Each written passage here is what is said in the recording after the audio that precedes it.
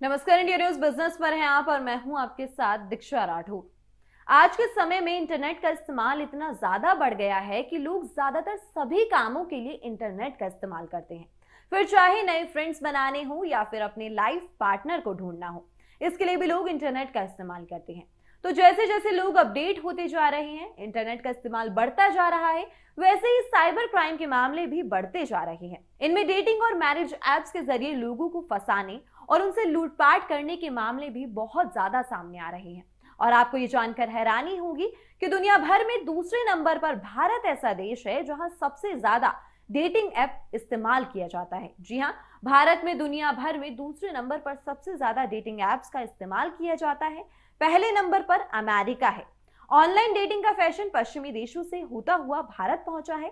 सबसे पहला dating app 1995 में शुरू हुआ था, जिसका नाम मैच.कॉम था। इसके बाद 2000 में एरोमनी और 2002 में एशले मेडिसन शुरू हुआ, जिन्होंने ऑनलाइन डेटिंग का शुरुआती क्रेज बनाया।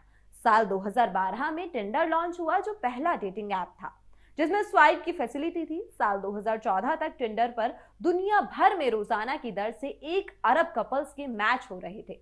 इसी साल टिंडर की को फाउंडर व्हाइटनी वोल्फ ने बम्बल शुरू किया, जो डेटिंग ऐप है। भारत में डेटिंग ऐप पर महिलाओं की तुलना में पुरुषों की संख्या 3 गुना ज्यादा है। तो इन्हीं सब डेटिंग ऐप्स के चलते साइबर क्राइम लगातार बढ़ता जा रहा है। रोजाना नए मामले सामने आते हैं। तो अब इसी के चलते पुणे पुलिस ने एक ऐसी महिला को गिरफ्तार किया है जो दोस्ती करके लड़के के घर जाती थी और उसे नशीला ड्रिंक देकर लूट लेती थी। लॉकडाउन में उस लड़की की नौकरी चली गई थी, तो उसने अपनी एक टीम बनाकर डेटिंग ऐप के जरिए लोगों को लूटना शुरू कर दिया। दरअसल पुणे के रहने वाले सचिन और सपना एक डेटिंग ऐप एडवेंचर सीकिंग पर एक दूसरे से मिले। प्यार की तलाश में भटक रहे सचिन को लगा कि सपना उसके लिए परफेक्ट रहेगी। कुछ दिनों की बातचीत के बाद सपना ने अपना नंबर दिया, जिसके बाद टेलीग्राम पर दोनों की बातचीत होने लगी। दोनों अपने प्राइवेट फोटो भी एक दूसरे को भेजने लगे। फिर एक दिन तय हुआ कि होटल में मिला जाए। सचिन ने पुणे गेट होटल में अपने लिए एक कमरा बुक करा लिया। सपना सचिन से मिलने पहुंची। उससे पहले कि दोनों के बीच किसी तरह का संबंध बनता, सपना ने अपनी कुछ मजबूरी बताकर सचिन से 12,000 रुपए अर्जेंट मांगे। उसने तुरंत दे भी दिए। फिर उसने दोबारा उससे 38,000 रुपए मांगे। सचिन को अब समझ में आने लगा था कि सपना उसके साथ धोखाधड़ी कर रही है। उसने पैसे देने से मना कर दिया। इसके बाद उस लड़की ने कहीं कॉल किया, जिसके बाद कुछ लोग होटल के कमरे में आ गए। सचिन की जमकर धुलाई कर डाली। उसके पास मौजूद पैसे, घड़ी, सोने की चैन, अंगूठी, सब कुछ लूट कर वहां से फरार हो गए। प्यार में लुटे आशिक की तरह सचिन किसी तरह से हिम्मत बांधकर थाने पहुंचा। पुलिस के सामने अपनी आपबीती बताई। पुलिस ने अज्ञात लोगों के खिलाफ आईपीसी की धारा 394, 506 और 34 के तहत 90,000 के लूट का केस दर्ज कर लिया। आरोपियों की तलाश शुरू कर दी गई। इधर सपना और उसकी टीम मुंबई में एक शिकार की तलाश में लगे हुए थे। उसी दौरान पुणे पुलिस को उनके मंसूबों के बारे में पता चल गया। पुलिस ने वहां जाकर उन्हें गिरफ्तार कर लिया।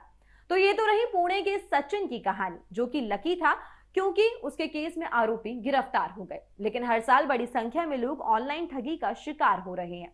उनमें युवा ज्यादातर शामिल हैं, जो कि सच्चे प्यार की तलाश में डेटिंग एप्स का इस्तेमाल करते हैं। टिंडर, जुस्क, Bumble, Happn, Match, Once, the League, Plenty of Fish और लेस्ली जैसी तमाम एप्स मौजूद हैं, जहां लोग डेटिंग के लिए मौजूद हैं। एक रिपोर्ट के मुताबिक अपने देश में इस समय करीब 3 करोड़ लोग डेटिंग एप्स का इस्तेमाल कर रहे हैं। ये संख्या साल 2024 तक 5 करोड़ हो जाएगी। इसके साथ ही डेटिंग एप्स की इंडस्ट्री करीब 3,700 करोड़ रुपए की है, जो अगले 2 सालों में लगभग 6,500 करोड़ रुपए तक हो जाएगी। वहीं भारतीय युवा औसतन 3 घंटे इन डेटिंग एप्स पर बिताते हैं।